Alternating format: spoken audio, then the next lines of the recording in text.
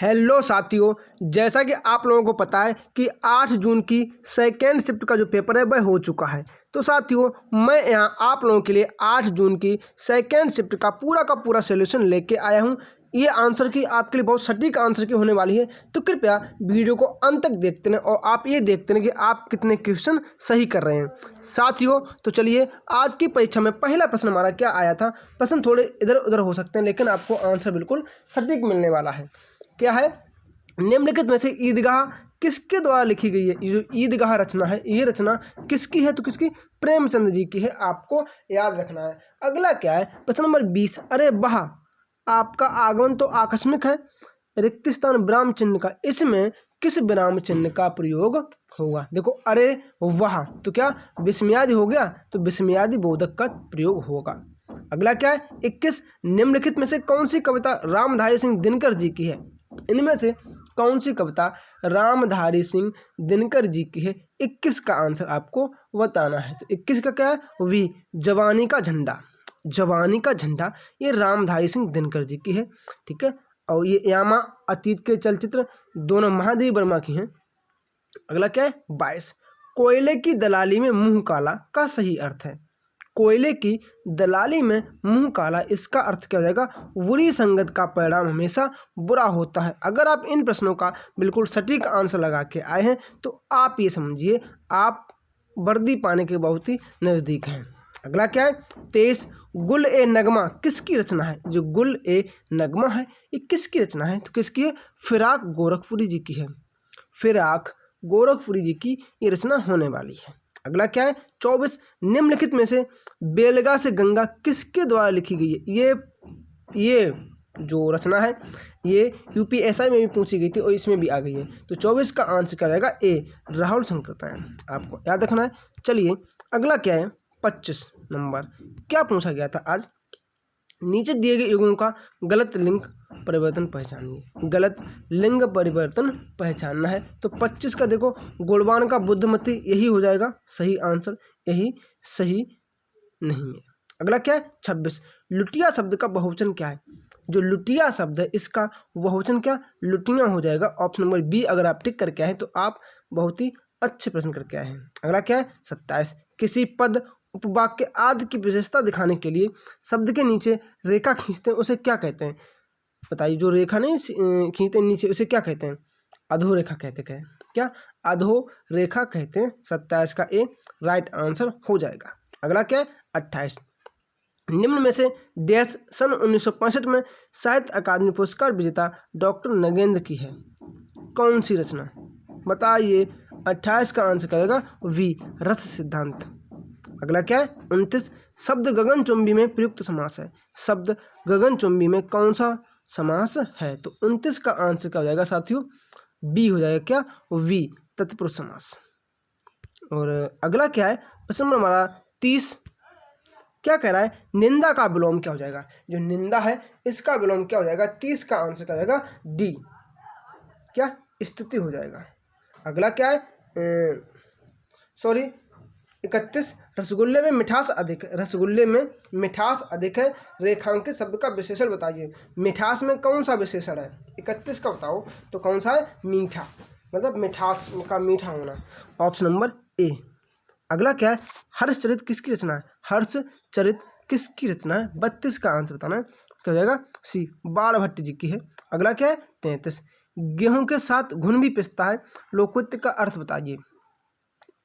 दोषी के साथ निर्दोषी भी परेशान होता है। 30 का बी हो जाएगा। अगला क्या है? 34। चंद्रमा, शंख, कपूर किस शब्द के अनेकार्थी हैं? चंद्रमा, शंख, कपूर ये किस शब्द के अनेकार्थी शब्द हैं? बताइए। तो क्या हो जाएगा? ये अब्ज, ऑप्शन नंबर डी।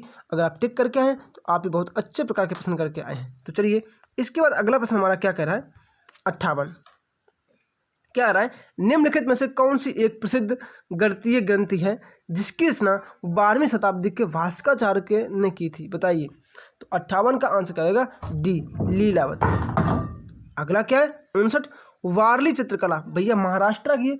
अगर ये टिक करके ना आ पाए तो बहुत गलत बात है। ये तो कुछ पढ़ना ही नहीं था, इसमें तो कुछ पढ़ना ही नहीं था, सिर्फ एक चीज़ देख के टिक लगाना था। अगला क्या है? 60।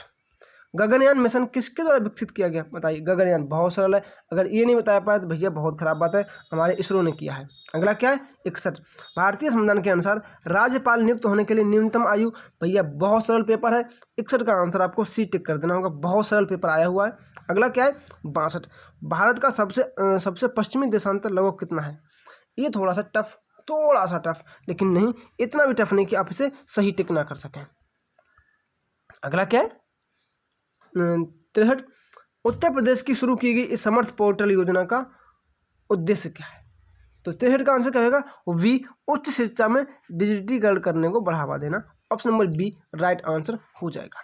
अगला क्या है 64, अवध के अंतिम नवाब कौन थे। अवध के जो अंतिम नवाब हैं ये कौन थे, वाजिद अली शाह था।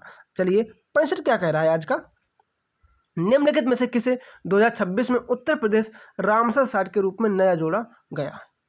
उत्तर प्रदेश बताइए, 65 का आंसर क्या हो जाएगा डी, पटना पश्चिम बिहार। जो पटना पश्चिम बिहार है ये अभी जोड़ा गया था। इसके बाद अगला क्या कह रहा है हमारा प्रश्न, ये मैथ के क्वेश्चन मैं बाद में हल कराऊंगा, पहले हम लोग जीके के प्रश्न देख लेते हैं। अगला क्या है, निम्नलिखित में से कौन सी गैस ग्रीन हाउस गैस नहीं मानी जाती है। ग्रीन हाउस गैस नहीं मानी जाती तो कौन सी, हीलियम नहीं मानी जाती है। अगला क्या है 83, पाषाण युग को सामान्यतः कितने कालों में विभाजित किया गया। पाषाण युग को सामान्यतः 3 भागों में विभाजित किया गया है। 84 क्या है, भारत में प्रतिवर्ष राष्ट्रीय विज्ञान दिवस, भैया बहुत सरल, अगर आपने ये गलत करके आ गए तो 28 फरवरी आंसर इसका सही हो जाएगा। भैया बहुत गलत बात है, पेपर सरल आया हुआ है इस शिफ्ट का। अगला क्या है 85, भारतीय संविधान के किस अनुच्छेद में जम्मू और कश्मीर को विशेष स्वायत्त का दर्जा प्रदान है। 85 का बताना है तो क्या हो जाएगा वो वी हो जाएगा, क्या अनुच्छेद 370। बहुत सरल पेपर आया, अगर आपने इसमें जीएस में से अच्छे प्रश्न ना कर पाए तो भैया बहुत गलत बात है। अगला क्या है 85, वह चिकित्सा इमेजिंग तकनीक क्या है जो आंतरिक शारीरिक संरचनाओं की विस्तृत छवियां उत्पन्न करने के लिए चुंबकीय क्षेत्र का उपयोग करती हैं। 86 का आंसर क्या होगा वो वी। थोड़ा सा चलिए कोई बात नहीं, अगर आप यहाँ MRI का उपयोग करते तो आप यहाँ सही कर सकते थे, ठीक है। इतना कठिन पेपर नहीं पूछा गया इस शिफ्ट का, पिछली शिफ्ट के देखें। अगला क्या है 87, नीचे दिए गए विकल्पों में कौन सा विकल्प आइसलैंड की आधिकारिक मुद्रा है। आइसलैंड की आधिकारिक मुद्रा क्या हो जाएगी, 87 का आंसर सी हो जाएगा, क्या आइसलैंडिक क्रोना। चलिए अगला क्या है 88, कोलाटम लोक नृत्य किस राज्य का है। कोलाटम लोक नृत्य बताइए, तो ये किसका, ये आंध्र प्रदेश का है, ऑप्शन नंबर ए टिक कर दीजिए। अगला क्या है 89, क्या कह रहा है नाइटवक्स काली प्रजाति किस वन से संबंधित है। तो 89 का आंसर बताना है क्या डी, पश्चिमी घाट में है, वेस्टर्न घाट में है। अब इसके बाद अगला हमारा सीरीज में प्रश्न क्या आने वाला है 66 देख लेते हैं, क्योंकि देखो मैंने बोला है कि मैथ के क्वेश्चन बाद में देखेंगे, इनमें टाइम लगता है। 66 का CERT इन 2025 में कितने साइबर मामलों का निपटारा किया। कितने साइबर मामलों का निपटारा किया, कितने 29.44 लाख। अगला क्या है क्रूड बर्थ रेट क्या मापती है। क्रूड बर्थ रेट क्या मापती है, तो ये क्या मापती है, ये किसी विशिष्ट अवधि में कुल जनसंख्या के प्रति 1000 व्यक्तियों पर सीमित जन्मों की संख्या। चलिए अगला क्या है 68, क्या कह रहा है GST से संबंधित 122वां भैया बहुत सरल पेपर आया हुआ है, बहुत सरल मैं बोलूँगा, अगर इसमें जिस किसी ने सिलेक्शन नहीं ले पाया तो भैया बहुत गलत बात है, आपको सिलेक्शन लेना ही पड़ेगा। अगला क्या 69, 2024 में पशु चिकित्सा दिवस बताइए भैया, गलत बात है, कहीं भी आ जाए 2024-26 पशु चिकित्सा दिवस कब मनाया जाता है, तो ये तो गलत बात है, अगर आप टिक करके नहीं आ पाए 27 अप्रैल। अगला क्या है 70, Kaladan multi modal transport project के तहत भारत और म्यांमार के बीच हुए फ्रेमवर्क समझौते के अंतर्गत म्यांमार ने किस बंदरगाह का विकास किया जा रहा है। 70 का बताना है तो क्या डी, सितवे का किया जा रहा है। चलिए अगला क्या है 71, भारतीय मुख्य भूमि के दक्षिण पूर्व में कौन से द्वीप स्थित हैं। दक्षिण पूर्व में कौन सा, भैया बहुत सारा, अगर आप इसे करके नहीं आ पा रहे हैं तो आप ये समझिए कि आपने कुछ भी नहीं पढ़ा है, अगर आप ये क्वेश्चन गलत कर रहे हैं। सबसे ऊंची चोटी माउंट एवरेस्ट, ये बता दीजिए, बहुत गलत बात है। चलिए 73 क्या है कौन सा संगठन शक्ति स्वरूप भटनागर, भैया ये अभी भी आया था, फिर से आ गया है वही प्रश्न, अभी आया था शांति स्वरूप भटनागर, फिर से आ गया 73, बताइए तो क्या CSIR। भैया पेपर बहुत सरल आया, अगर आप लोग इसमें पास नहीं हो पा रहे हैं तो भैया बहुत गलत बात है। अगला क्या है, उलेरू किस देश से संबंधित है, ये किस देश में स्थित है, तो 74 का आंसर क्या होता है ना, ऑस्ट्रेलिया में स्थित है। बहुत अच्छे प्रश्न है। अगला क्या है, 75 बीसीसीआई का मुख्यालय कहाँ है, तो ये सभी को पता है बीसीसीआई का मुख्यालय कहाँ है, 75। भैया पेपर इतना सरल आया हुआ है आज का कि भैया कुछ कह नहीं सकता, मतलब अगर आप इसे भी पास नहीं कर पाए तो बहुत गलत बात है। लेई अर्थ रिसोल किसके द्वारा लिखी गई है, 76 का क्या हो जाएगा, वी सोमलिंग चक्रवर्ती।